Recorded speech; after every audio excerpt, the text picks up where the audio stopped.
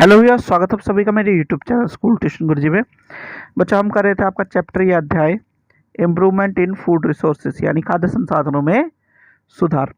और आपके हम कर रहे थे एक्सरसाइज क्वेश्चन जिसमें 1 से 4 तक हम कर चुके हैं। आज हम करेंगे 5 ऑनवर्ड्स। तो चलिए बच्चों, बिना टाइम वेस्ट के शुरू करते हैं अपने क्वेश्चंस को। तो बच्चों, लास्ट वीडियो में हमने लास्ट क्वेश्चन किया था, question number 4, what is genetic manipulation. अब हम क्वेश्चन नंबर 5 करेंगे बच्चों। क्वेश्चन नंबर 5 क्या कहता है बच्चों, how do storage grain losses occur, यानी भंडारण में अनाज की हानि कैसे होती है। तो बहुत सारी चीज़ें हैं बच्चों उसमें, यानी factors responsible for loss of grains during storage are, यानी भंडारण के दौरान अनाज को नुकसान के लिए जिम्मेदार कारक। ये बच्चों इंपॉर्टेंट क्वेश्चन है, ये आपका मिड टर्म में भी पूछा जा चुका है। इसका आंसर देख लीजिए बच्चों। सबसे पहले बात कर लेते हैं एबायोटिक फैक्टर्स, जैसे कि मॉइस्चर कितना परसेंट है फूड ग्रेन में, यानी नमी कितनी है खाद्यान्न में मौजूद है। ह्यूमिडिटी ऑफ एयर, यानी नमी हवा में कितनी मौजूद है। और टेम्परेचर यानी तापमान। फिर आता है बच्चों biotic factors like insect, rodents, birds, mites and bacteria, यानी जैविक कारक जैसे कीड़े, कृंतक, पक्षी, कण और बैक्टीरिया बच्चों। फिर आता है बच्चों क्वेश्चन नंबर 6। क्वेश्चन नंबर 6 क्या कहता है, how do good animal husbandry practice benefit farmers, यानी अच्छी पशुपालन पद्धतियों से किसानों को किस प्रकार लाभ हो रहा है। तो होता क्या बच्चों, good animal husbandry practice are beneficial to the farmers in the following veg.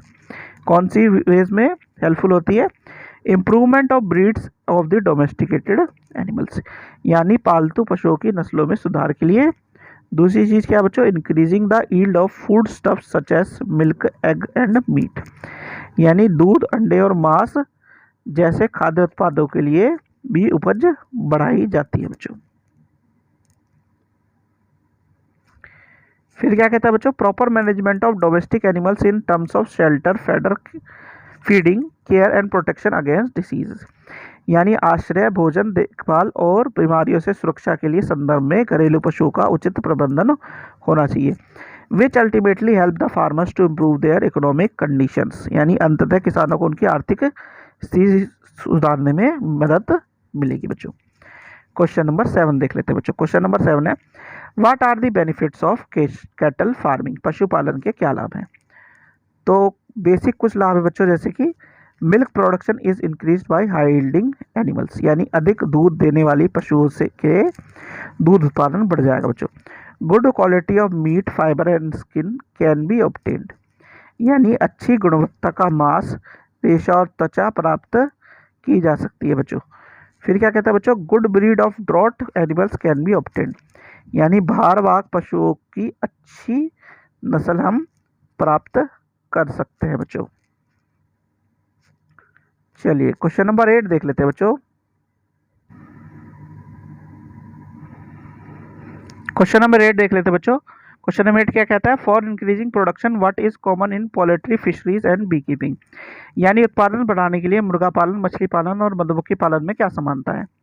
तो इसमें समानता क्या है बच्चों, in cross breeding the production of poultry, fishes and B keeping can be increase, यानी क्रॉस ब्रीडिंग के माध्यम से मुर्गी पालन, मछली पालन और मधुमक्खी पालन का उत्पादन बढ़ाया जा सकता है बच्चों।